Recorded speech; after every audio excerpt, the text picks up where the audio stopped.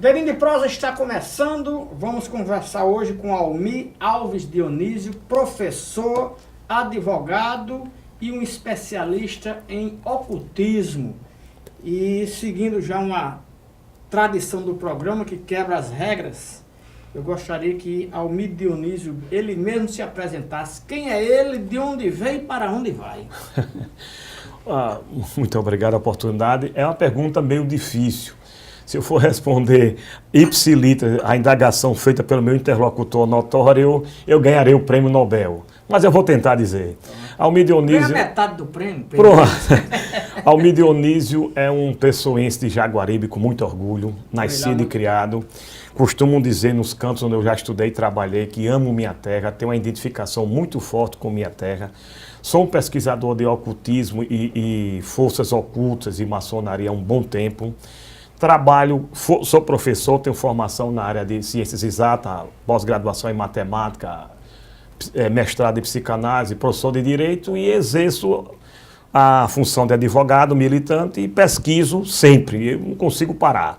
Onde eu pretendo chegar, a pergunta foi muito bem sugerida, muito embora eu não tenha essa resposta a fundo, na íntegra, mas em sentido lato eu quero dizer, almejo estimular alguns pesquisadores, que existem muitos por aqui, todos nós sabemos, a verem e sentirem que a materialização de uma obra literária é, antes de tudo, um apelo à evolução humana.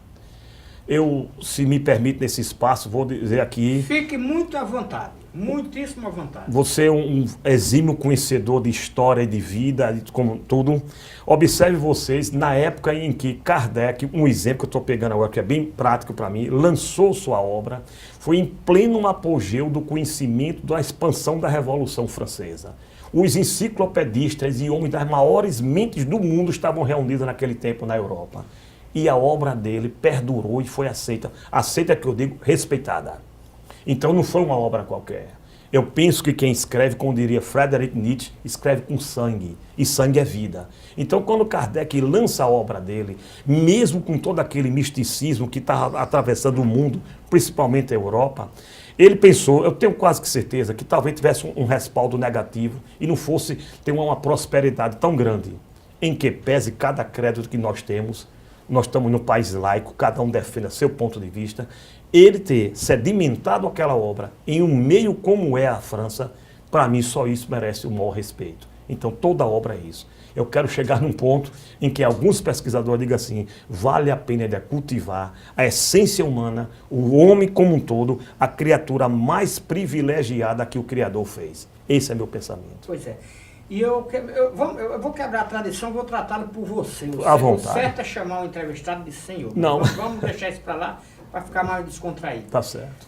O que vem a ser, o que é de fato o ocultismo? Para a gente começar. Muito bem. O Wellington, veja bem, eu vou dizer a você, com sua permissão, que o que você me pergunta é mais ou menos o que tem aqui no meu livro. Os caminhos indeléveis. Vejam o seguinte que você vai me entender. Se eu lhe perguntasse a você, eu vou retribuir a pergunta e você vai entender na nossa forma de diálogo. Você leva um corte e mesmo que você procure uma medicação, automaticamente seu corpo encontra uma maneira de reagir para lhe curar. Observe quantas forças existem por trás querendo curar você. O ocultismo seria uma forma de energia, eu posso dizer hoje, uma forma de conhecimento não tão explícito à realidade humana, mas que tem por si só uma força estupenda, que faz com que a dimensão humana seja mais e mais e mais prosperada.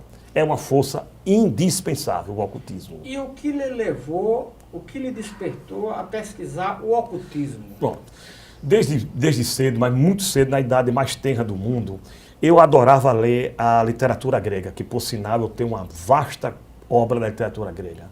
Meu irmão Wellington, eu achava bonito ler a tragédia grega, antes de a vida me mostrar que ela era mais trágica da realidade do que estava no livro.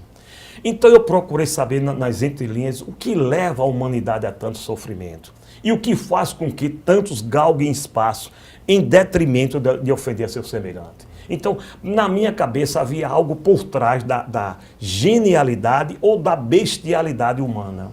E esse por trás me levou a concepções incríveis, das quais eu vou lhe dizer agora com muita propriedade. No meu entender como pesquisador, o homem sempre foi um ser privilegiado na Terra. Sempre foi. O que aconteceu?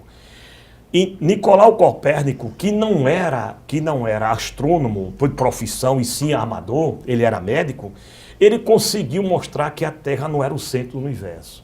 Aquilo deu um abalo para mim, nas minhas pesquisas. Meu Deus do céu, o que é que houve com a humanidade? A humanidade se abalou.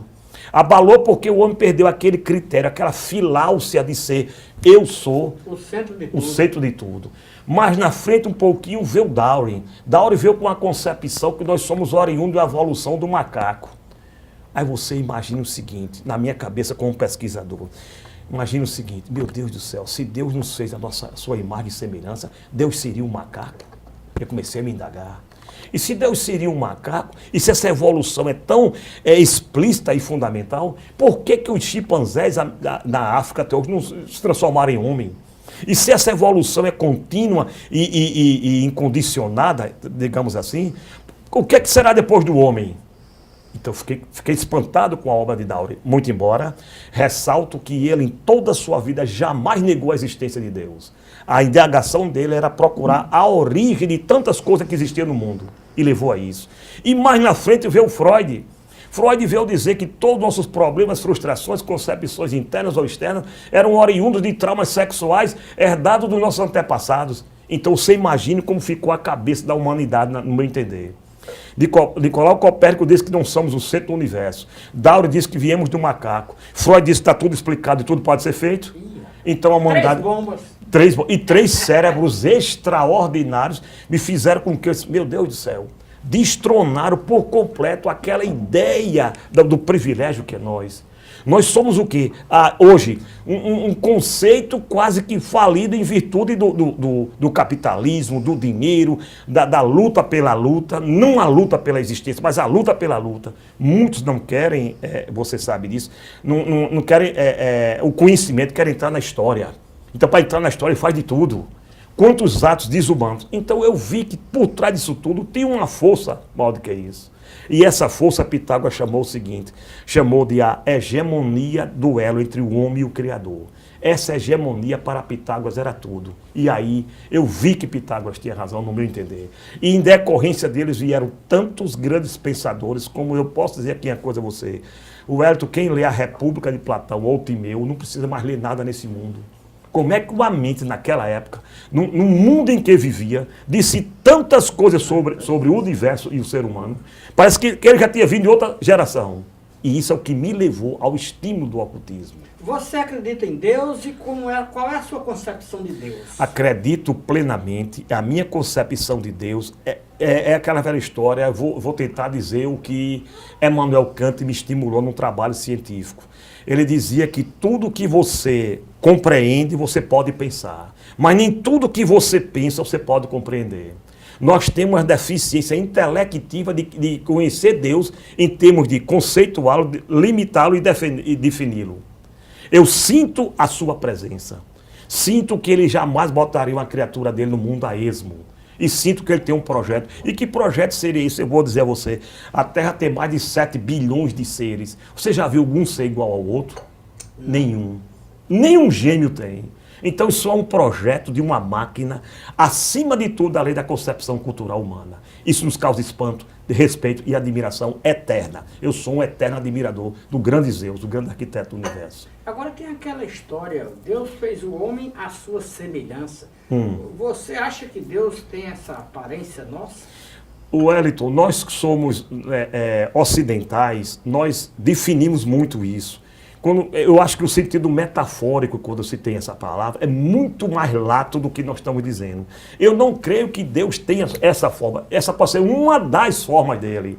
Ele nos fez sua imagem e semelhança. Se ele não tem instrumento de medida, ele pode ter qualquer forma. Então, eu acredito que no íntimo, no âmago da gente, somos realmente como ele queria que fosse. O mundo é controlado pelas forças ocultas e que forças são essas? Você vai me responder daqui a pouco, porque nós vamos fazer um breve intervalo e o Dedinho de Prosa volta já.